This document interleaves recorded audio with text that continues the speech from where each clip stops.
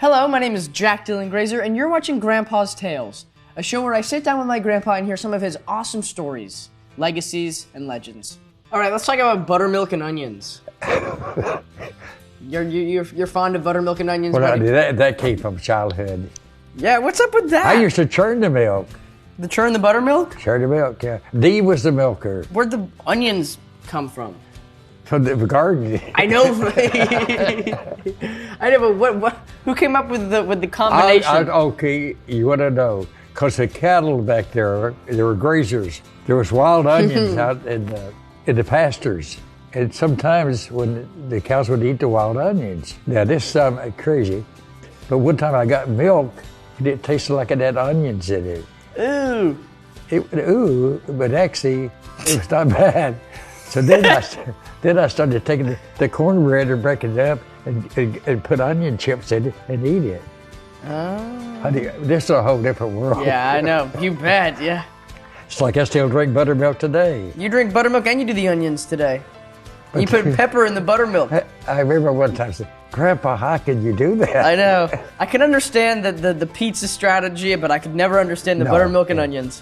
What's your acquired taste? It's an acquired. And I started, yeah, it's a delicacy. It's a 'Cause southern delicacy. people would think you're crazy now to take a buttermilk and put crumb of cornbread in it. You make the best cornbread. Speaking of cornbread, I want to talk about what is the origin of Bitaboo beans.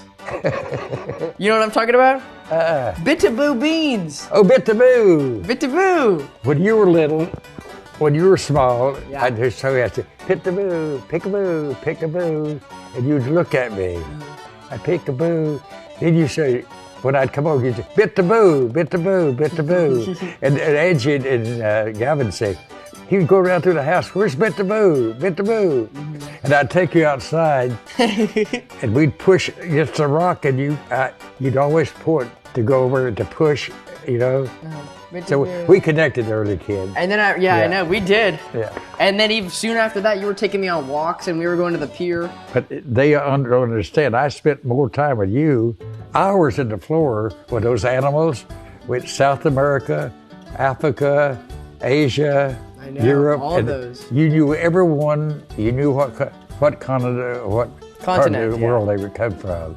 That was amazing. And you were still. I had to do a lot with what you taught me because you've always been really good with geography. Your age at that age, and you knew every one of the elephants from Africa and India, and the lions from Africa. You placed everyone in a group. It was an amazing thing, really. It's fun to do with you. And the drawing was that. Yeah, we did good with those. I still got that where I drove the jet plane, put Captain Jack Lefevre, Jack Grazer. Yeah. And you drew the railroad car. I did.